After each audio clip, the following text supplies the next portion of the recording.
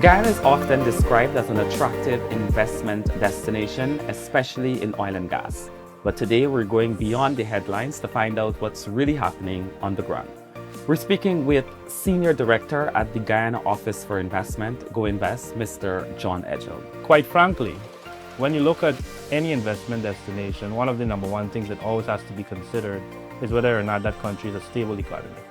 Because there's not just one country in the world producing oil.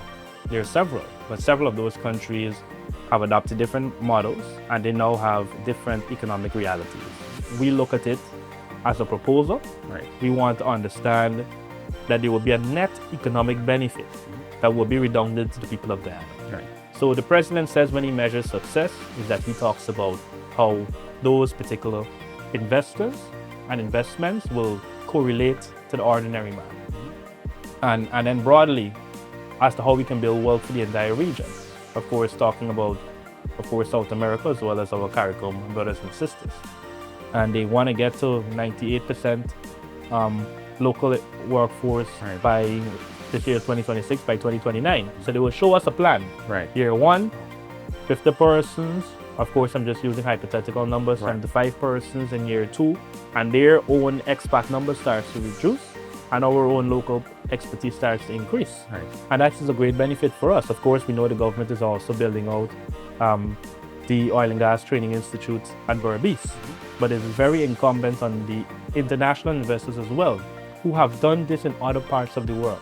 We cannot build the country that we want without accepting those foreign investors, and we cannot build the country we want without having and forging those relationships with our local investors, because the local investors also have significant value to add. Right? Many of them understand culture, which is something that you always have to look at when you're looking at investments. Localizing investments is very important. We do help investors, guide them through the entire process. We do have an investment agreement process that is in place, of course, mainly to diversify our economy, but we do guide investors. We will communicate with them where are all the right stops, what are all the right permits that they have to make. So our job, essentially, as I would put it, is to reduce friction as much as possible. What I see very critically is that we're, of course, the main operators, and I'm doing my best not to name any companies in this interview, where the main operators are still importing particular products or services from overseas. That is where you've seen major investments in right now.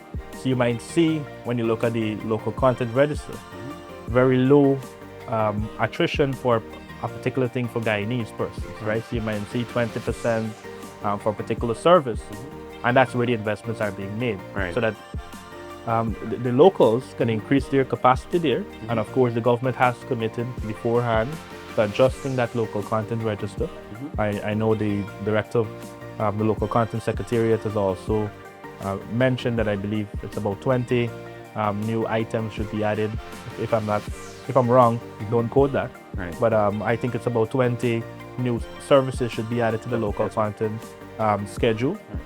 But also we should see movement in that schedule, where we once had low capacity, increased capacity. So persons have been investing in those particular areas, especially for different minerals and drilling services and various activities that Exxon still has to import from overseas, and where we currently have low capacity. And that's where I advise persons to go, because of course there's some areas, immigration services, accommodation services, where the register already reflects very high contribution going towards the local counterpart. So in areas where we don't have that high value system in place already, that's where the investments have to be made, so that they can be reflected, and that, of course, they can be channeled onto the local or joint venture arrangement.